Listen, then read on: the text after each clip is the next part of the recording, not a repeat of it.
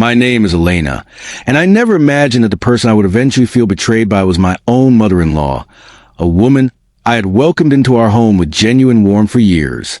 When she moved in with us temporarily after a minor surgery, I insisted she stay as long as she needed, treating her like my own mother rather than an obligation. My husband, Victor, appreciated how easily I accepted her presence, and for months our household felt peaceful, filled with shared meals and quiet evenings together. I never once suspected that comfort was hiding something far more unsettling beneath its surface. It began with small things I brushed off as coincidence. Victor's mother, Rosa, would occasionally mention details from conversations Victor and I had privately in our bedroom. Things she had no reasonable way of knowing. At first, I assumed Victor had simply repeated our discussions to her, since they were close and spoke often. But the details grew increasingly specific. Private arguments, personal insecurities I had only shared with my husband late at night. A quiet unease started building inside me, though I dismissed it repeatedly, telling myself I was being paranoid about a woman who had never given me a real reason to distrust her. One evening, while helping Rosa organize her room before a planned visit to her sister, I found a small recording device tucked inside a decorative box on her nightstand. My hands went numb as I picked it up, initially confused about its purpose, until I noticed it was still actively recording, its tiny red light blinking steadily in the dim light of her room.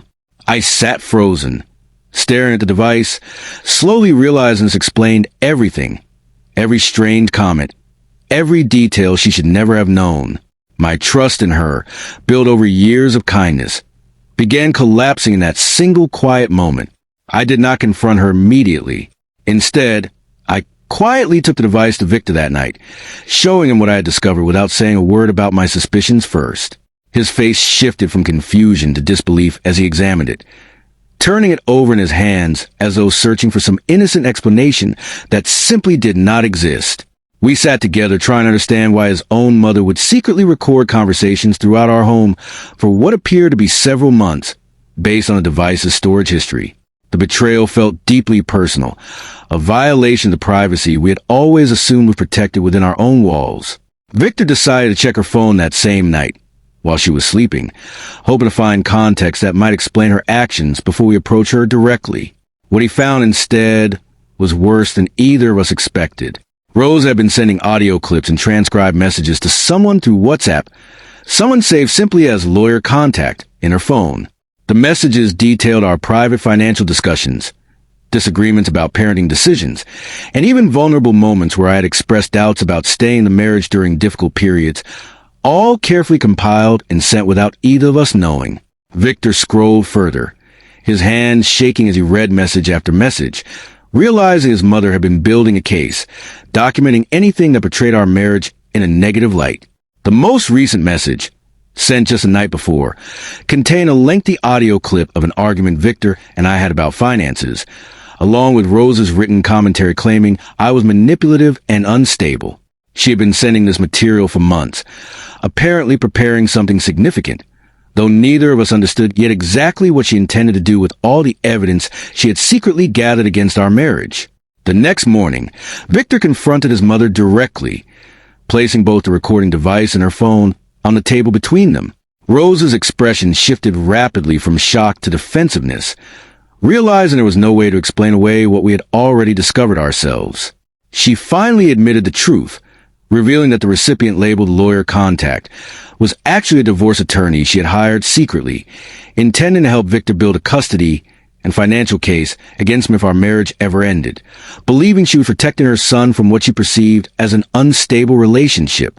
Rose explained through tears that she had never trusted me fully, believing from the beginning that I was after Victor's inheritance and family assets rather than genuinely loving him.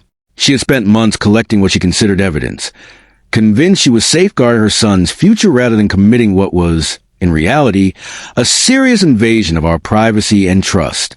Victor sat in stunned silence, struggling to reconcile the mother who raised him with someone capable of manipulating recordings and secretly plotting against his own wife inside a home we had generously opened to her during a vulnerable time. I felt a mixture of anger and heartbreak listening to her justification, understanding that her actions stemmed from deep-seated insecurity rather than any real evidence of wrongdoing on my part. Every private moment, every vulnerable conversation Victor and I ever had been weaponized without our consent, twisted into ammunition for a narrative she had already decided was true long before she began recording anything. The violation felt overwhelming, not just because of the recordings themselves, but because someone we trusted completely had been quietly working against our marriage from within our own household for half a year. Victor made the difficult decision to ask his mother to move out immediately, explaining that regardless of her intentions, her actions had irreparably damaged the trust our family relationship depended on. It was an emotionally painful conversation, watching him choose boundaries with his own mother, someone he loved deeply despite her deeply flawed judgment. Rosa left our home within days, tearful and remorseful. Though the damage to their relationship would take considerable time to repair, it ever could be fully restored to what it once was before this discovery changed everything between them. In the months that followed, Victor and I worked through the emotional aftermath together, strengthening our communication and establishing clearer boundaries regarding extended family involvement in our private matters. We began attending couples counseling, not because our marriage was broken, but because the invasion had left lingering trust issues neither of us wanted to ignore or let quietly fester beneath the surface.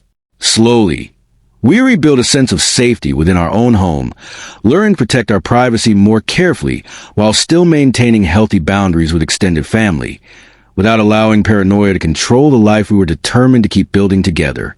Looking back now, I understand that Rosa's actions came from fear rather than genuine malice, though that understanding did not erase the pain of discovering how deeply she had violated our trust. Victor and I still communicate with her occasionally, though the relationship remains distant and carefully guarded compared to what it once was before that recording device changed everything we believed about our family. What started as quiet unease over strange comments ended up revealing months of secret surveillance, teaching us both that even the people closest to us are capable of betrayal when insecurity and fear are left unaddressed for too long.